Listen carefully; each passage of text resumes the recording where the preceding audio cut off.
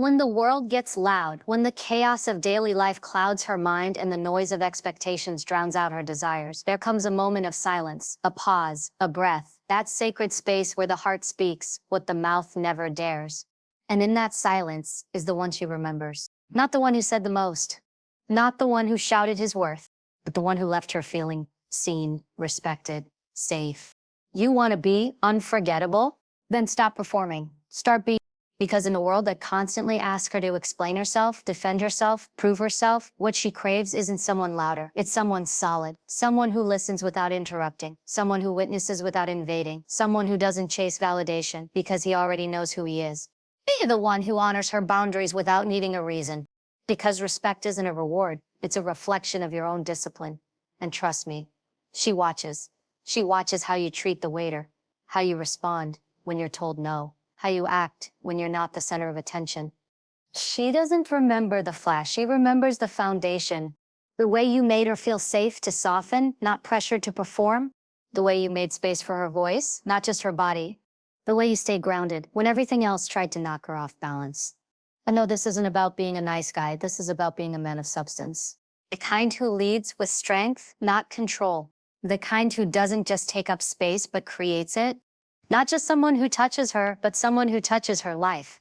Because when the world quiets and she's alone with her thoughts, she won't be thinking about empty compliments, power games, or superficial charm. She'll remember how you made her feel in her skin. How her silence wasn't awkward with you, it was sacred. How she didn't have to shrink, or dim, or pretend. That kind of presence, it doesn't demand attention, it commands it. And it's not built in a day, it's built in your character, in your consistency. In your emotional fluency, in your ability to stay when it's easier to run, to listen when it's easier to talk, to stand still when everything in you wants to chase. So here's the challenge. Don't aim to impress her when she's looking. Be the one who stays on her mind when her eyes are closed. Be the peace in her chaos. Be the respect in a world that objectifies. Be the strength that doesn't crush but protects. Because when the room is quiet, when the voices fade, when she finally exhales, that's when your presence will matter most. And if you've done it, that's when she'll remember you. Now ask yourself, will she? There's something you need to understand deeply before any true intimacy can ever begin. A woman's body does not respond fully where she does not feel safe. This isn't just about physical safety. This is about emotional safety, psychological safety, spiritual safety. The kind of safety that tells her, without a word, you're allowed to be all of you here. Nothing you feel, nothing you say, nothing you reveal will be used against you. That's where real intimacy begins. That's when her guard drops, her energy softens, her body responds, not because she's obligated, but because she's free. She doesn't want to brace herself every time she's touched. She doesn't want to wonder if her vulnerability will be held or weaponized. She wants to melt, not because you made her, but because you never forced her. And that only happens when she knows that every part of her, the soft, the wild, the uncertain, the bold, is safe in your presence. When she doesn't feel emotionally safe, she protects herself. And when she protects herself, she protects herself. She protects herself. She withholds. Not because she's cold, not because she's disinterested, but because somewhere inside, her nervous system is telling her, don't open up here. And you might not see it on her face. She may smile, she may laugh, she may even pretend to be okay, but her body always tells the truth. Her body knows when it's being seen versus when it's being scanned. Her heart knows when she's being held versus when she's being handled. And if she doesn't feel emotionally secure, you'll feel it too. The tension, the hesitation, the disconnection behind the kisses, the withdrawal after the touch. So many people try to create intimacy with seduction, with technique, with physical touch alone. But what makes her ache for you, what makes her want to come closer when the lights are off and the world is quiet, is how she feels when she's near you. Does she feel emotionally safe? Can she breathe around you without shrinking? Can she speak without filtering? Can she cry without being seen as weak? Can she disagree without fear of punishment? That's the real foreplay. Emotional safety isn't a prelude, it's the foundation. You want her to be wild with you? Make sure she never has to question whether she's protected with you. You want her to let go? Show her you're the kind of presence she doesn't have to guard herself from. When you create emotional safety, you create a space where her feminine can trust, where her nervous system relaxes, where her sensuality wakes up without being chased.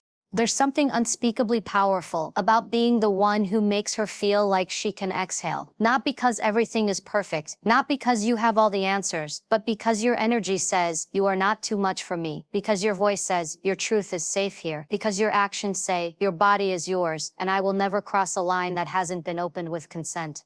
The truth is, a woman in her fullest expression doesn't need permission to be sexy. She needs permission to feel safe. And that permission doesn't come through control or commands. It comes through consistency. How you speak when she's upset. How you respond when she's unsure. How you react when she's emotional. Those are the moments where she learns whether she can soften or whether she has to protect herself, even with you. This is where most people fail, not because they're unkind, but because they underestimate the weight a woman carries. The need to always be on alert, the expectation to always manage how others feel, the pressure to always be desirable, agreeable, digestible. So when someone finally enters her life who doesn't demand a performance, she feels it. When someone finally shows her, I can hold space for all of you, not just the parts that please me, she doesn't forget that there's a difference between physical closeness and true intimacy, between touching her body and reaching her soul. And the bridge between the two is safety, because only in safety does she stop performing and start surrendering. Only in safety does she start telling the truth, instead of what she thinks you want to hear. Only in safety does she go from pleasing you to inviting you deeper into her world. And when that happens, when she feels safe with you in the deepest way, her sensuality stops being an act and becomes an offering, not given out of fear, not performed out of duty, but shared from a place of freedom. Because when she feels protected, her body doesn't just say yes, it says more. When she knows she can trust your energy, your presence, your integrity, she opens wider, not just physically, but emotionally, mentally, energetically. Most people focus on what they can get from intimacy, but the ones who become unforgettable are the ones who focus on what they can create within intimacy. And what you create, moment by moment, is the atmosphere she breathes. And she breathes you in long before she ever lets you in. She doesn't want a show. She doesn't want effort that feels like effort. She doesn't want the heavy, over-polished performance of someone who's trying too hard to be chosen. What she craves, often quietly, often secretly, is presence, real, grounded, attuned, masculine presence. Not charm, not lines, not technique, just presence. The kind that doesn't rush to impress, doesn't need to dominate, doesn't fear silence. The kind that makes her feel like there's nowhere else you'd rather be than here, with her, in this exact moment. She feels the difference instantly between someone who's acting turned on and someone who's actually tuned in. The ones who impress her temporarily are the ones trying to stimulate her body without knowing her energy. But the one she remembers, the one she can't stop thinking about when the night quiets down, is the one who was with her, fully, without distraction, without agenda, without proving anything. You don't need to be a mind reader to unlock her. You need to be present. You need to pay attention, not to just her words, but to her breath, her rhythm, her shifts, her stillness. She'll tell you everything you need to know if you just stop trying to impress her and start witnessing her. You don't have to know the perfect thing to say. You don't have to guess what she wants next. All you need is to be so grounded in yourself, so attuned to the energy between you, that you can feel what she's asking for, even when she says nothing at all. That's what presence does. It makes space for her to relax, and when she relaxes, she softens. And when she softens, she opens. Not because she's been persuaded, but because she's been felt. And once she feels you, not your script, not your persona, but you, her body begins to trust you in a way that can't be replicated with words.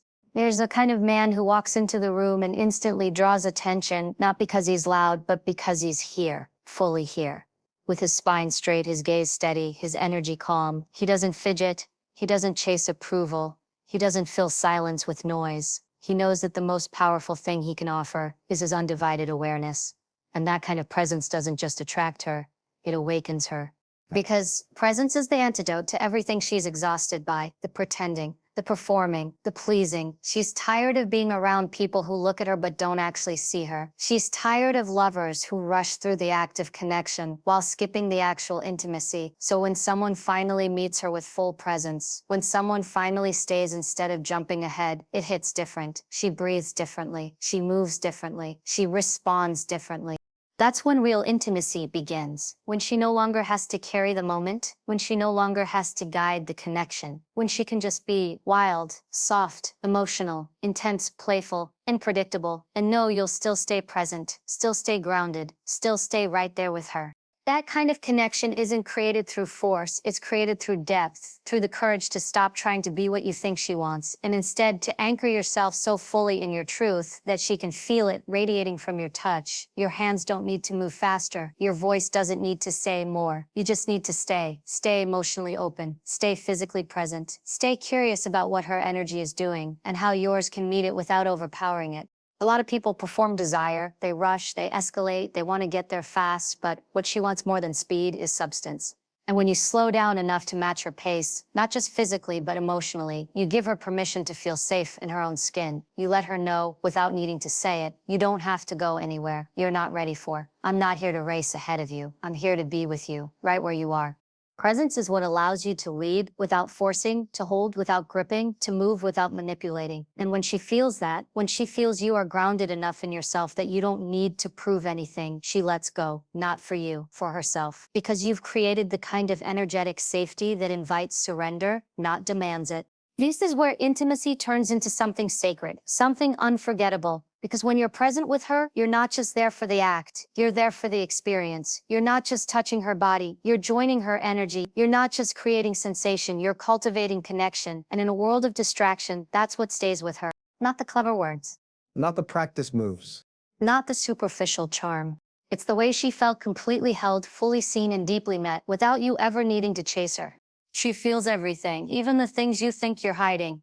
She knows the difference between a hand that reaches with care and a hand that reaches to take, between touch that says, I'm here, and touch that says, I want. Her body has its own memory, its own language, its own intelligence. It will always respond or resist, not just to how you touch her, but why. When you touch with intention, something powerful happens. Walls fall, tension melts. Desire deepens, but when your touch comes from expectation, pressure, or entitlement, even the softest gesture can feel like intrusion. She's not counting how many times you reach for her. She's measuring how it feels when you do. Does she feel held or handled? Does she feel honored or hurried? Does she feel chosen or consumed? You don't have to be perfect. You don't need years of experience, but you do need presence. You do need patience. You do need to touch her like she's not just a body, but a whole world. And here's the truth. She can feel if you're touching her to get somewhere, to unlock a reaction, to claim a reward. She can feel if your hands are asking her body to speed up instead of listening to where it actually is. Her sensuality, her surrender, her longing, those are never owed. They bloom in spaces where pressure is absent and intention is real. There's a kind of magic in being touched without an agenda, without an underlying question of what comes next. She notices when your touch lingers just to be near her, when your hand rests without pulling, when your fingers explore without rushing toward climax. That's when her nervous system starts to settle. That's when her body stops bracing. That's when the deepest kind of intimacy takes root, because now it's no longer about reaching a goal. It's about experiencing the moment. She wants to feel like your touch is speaking to her, not negotiating with her. She wants to feel like you're touching her with her, not at her. And that only happens when you let go of outcome and lean into curiosity. What's her breath doing? What part of her just softened? Where is her energy opening, and where is it asking you to pause? The answers won't come from your head. They won't come from memorized tricks or time sequences. They come from attunement, from slowing down long enough to actually notice her, from realizing that what turns her on the most isn't what you do. It's how deeply you're aware of her while you do it. Touch is one of the oldest languages in the world. And yet so many have forgotten how to speak it fluently because they've been taught that touch is a means to an end, a shortcut to sex, a way to escalate. But when your touch carries the energy of reverence, not urgency, she feels safe to stay open. When you touch her like she's sacred, not a checklist, her body opens from the inside out. And she wants to be touched that way. Not just touched because she looks good, touched because she matters. Touched like her boundaries are respected, like her rhythm is honored, like she doesn't need to earn gentleness with compliance, like she doesn't need to perform to deserve patience. You see, touch becomes transformative when it's led by listening, not by assumption, not by habit, but by moment-to-moment awareness of who she is, what she needs, and where her heart is. Because sometimes the most intimate touch is the one that holds her without asking for anything in return. Sometimes it's the one that lingers after she's spoken a truth she didn't know she needed to say. Sometimes it's the hand that stays even when the moment turns vulnerable, emotional, or uncertain. If you want her to remember you long after the lights are out, it won't be because of how far you went. It'll be because of how deeply you cared. Because you weren't just there to take, you were there to feel. Because your touch told a story of presence, not pressure, of respect, not demand, of deep listening, not fast seduction. And yes, her sensuality is wild, powerful, electric, but it doesn't need to be unlocked with tricks or tension. It needs to be invited gently, patiently, reverently. Every inch of her body has a memory. Every place you touch tells her something about how safe she is, how seen she is, how held she is. And when your touch says, "I'm with you, not I want something from you," she leans in, not out of duty, but from deep, magnetic trust. She remembers the hands that didn't just want her but valued her, the hands that asked with patience, the hands that paused when she needed space, the hands that returned without needing reward. Those are the hands she aches for in the middle of the night, not because they took, but because they gave something rare, something real, something deeply, wordlessly intimate. There's a moment every woman instinctively feels. It's the subtle shift when someone is no longer connecting with her, but trying to control her. It doesn't have to be loud. It doesn't even have to be spoken. It can be the smallest change in tone, the expectation behind a compliment, the pressure behind a kiss. She notices when energy changes from inviting to demanding, when the space that once felt like hers now feels like it belongs to someone else. And when that happens, she doesn't just shut down. She retreats, emotionally, sensually, and energetically. What she truly craves in intimacy is not control. It's attunement, the kind of quiet leadership that doesn't need to dominate, but simply holds. She wants to feel you grounded, not grasping, leading, not pushing. She wants the strength that doesn't come from tightening your grip, but from expanding your presence. Not a man who needs to control her to feel powerful, but one who is powerful enough to give her freedom and still be trusted. Control might get attention in the beginning, but it never creates devotion, and certainly not deep intimacy. Because every time she senses that her yes is being assumed instead of asked for, something inside her starts to armor up. Her mind disconnects, her body stiffens, her breath shortens. She's no longer sharing herself, she's surviving the moment. And that is the exact opposite of what true intimacy requires. There is a sacred difference between pressure and protection. She responds to the one who protects not just her body, but her choice, her timing, her energy, the one who doesn't try to direct her like an object, but holds space for her, like a mystery to be discovered, the one who sees her, not as something to be conquered, but as someone to be witnessed, unfolding at her own pace, in her own way. And here's what most people don't realize. Respect is deeply erotic, not the watered-down version of respect that means being polite, but the soul-deep reverence that says, "I see your autonomy, I trust your timing, I won't force what your heart isn't ready to offer." That kind of respect is what opens her, not just physically, but emotionally, spiritually, energetically. It's what gives her permission to come forward with her full self, not just the curated pieces she thinks are acceptable. She doesn't need to be handled, she needs to be honored, and you can only do that when you no longer make her surrender a requirement. You never demand surrender, you earn it through consistency, through softness that holds strength, through the quiet leadership of someone who doesn't need her to rush past her own boundaries, just to make him feel secure. That's the kind of energy she remembers when the room goes quiet. That's the energy she trusts. Leadership and intimacy is not about taking control. It's about taking responsibility for your energy, your presence, your intentions. It's about guiding the moment, not with force, but with feel, leading in a way that says you don't have to collapse who you are to meet me. I'll meet you right where you are. And when you show up like that, confident, calm, attuned, something in her exhales. She doesn't have to second guess her reactions. She doesn't have to anticipate your disappointment. She doesn't have to make herself smaller to feel safe. This is where real intimacy becomes possible, when she senses that you aren't trying to manage her, but simply hold space for her, that your strength is rooted in restraint, not in how far you can go, but how much presence you can hold when nothing's happening. Can you stay open when she pulls away? Can you stay grounded when she hesitates? Can you still offer warmth when the moment doesn't unfold the way you hoped? Because the truth is, intimacy is not linear. It's not a straight line from desire to connection. It's waves, it's emotion, it's pause and pulse, it's moments of fire and moments of stillness. And the ones who know how to be with all of it, the uncertainty, the shifting energy, the vulnerability, that's who she stays with. That's who she surrenders to. Not because she's been pushed there, but because she's been guided there, gently, respectfully, with presence, not pressure. When you don't control, she relaxes. When you don't demand, she trusts. When you don't rush, she deepens. Her sensuality isn't something to be forced open, it's something to be invited out. And that invitation is accepted only in the presence of deep respect. Respect for her. No, for her silence, for her slow unfolding. Respect for her body as a living expression of her truth, not a vessel for your ego. You don't need to prove yourself by how far you can take her. You prove yourself by how clearly you can hear her. Not just her words, but her breath, her stillness, her shifts. That's where the real language of intimacy lives. In the moments, most people rush past. In the pauses, most people fill. In the spaces where control is replaced with attunement, and power is measured by how gently it can be held.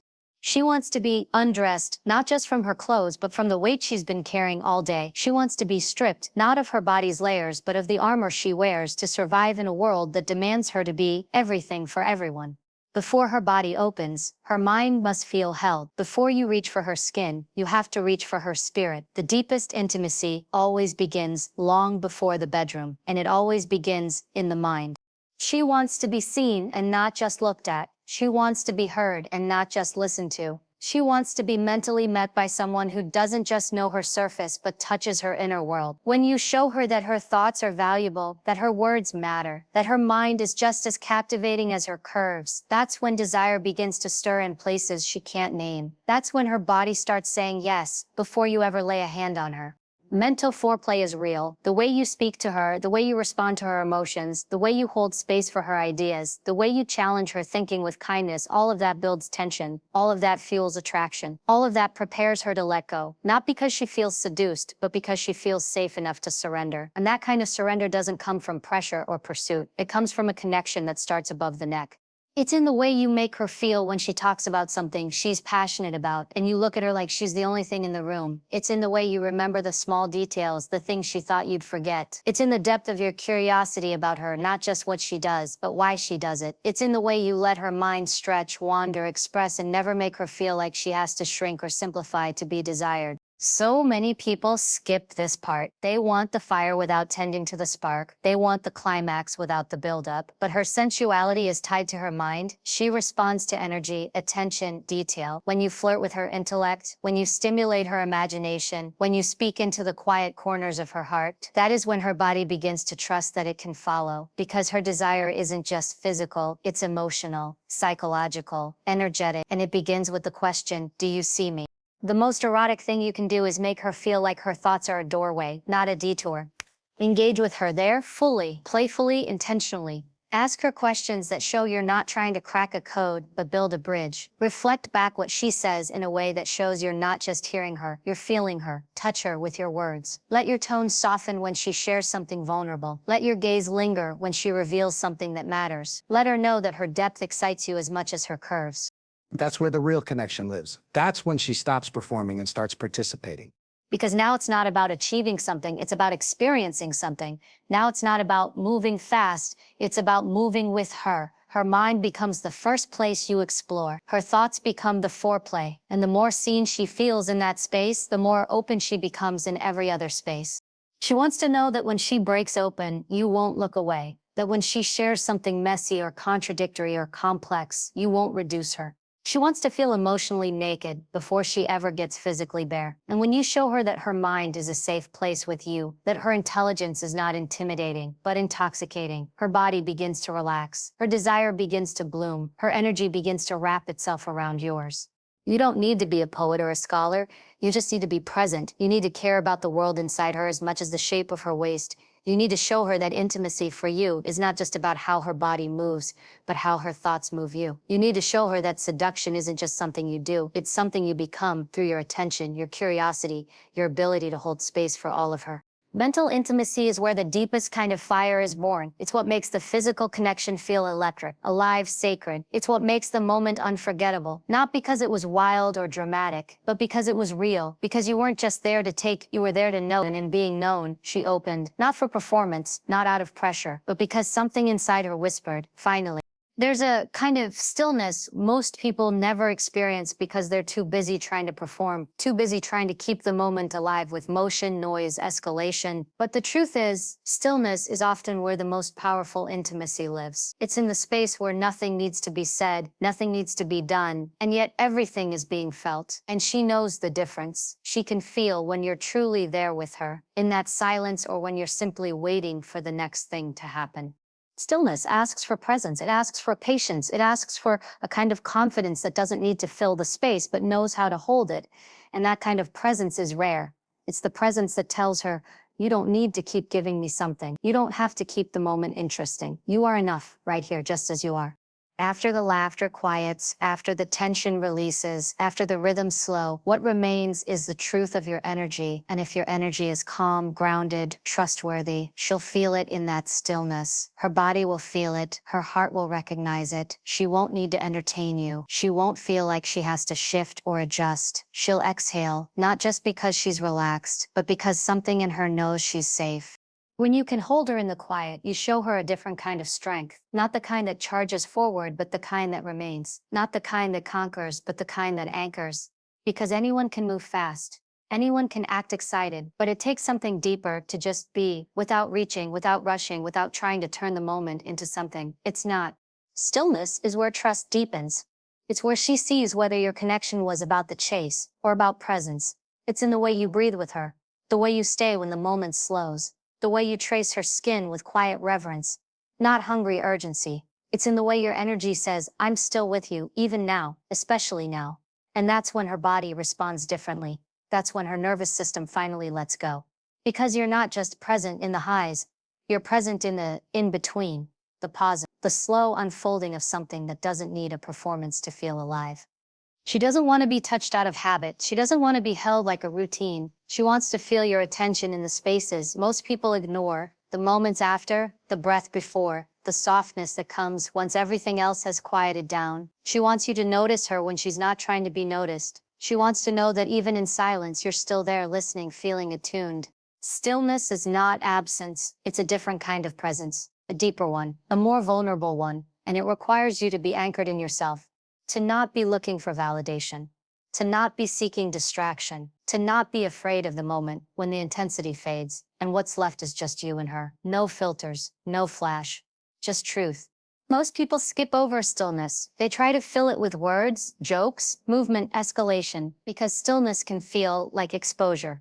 It can feel like nothing is happening. But that's a lie. We've been taught by a culture that fears intimacy. Because in reality, stillness is where the most happens. It's where connection is proven. It's where your ability to hold space becomes a language she can trust. It's the moment after you've kissed her slowly and you're still there, forehead to forehead, breathing with her. It's the way you stay wrapped around her after everything else is done. Not because you have to, but because you want to. It's the way you let her fall asleep against you and your presence doesn't retreat. Just because the conversation has that kind of stillness, that is what makes you unforgettable.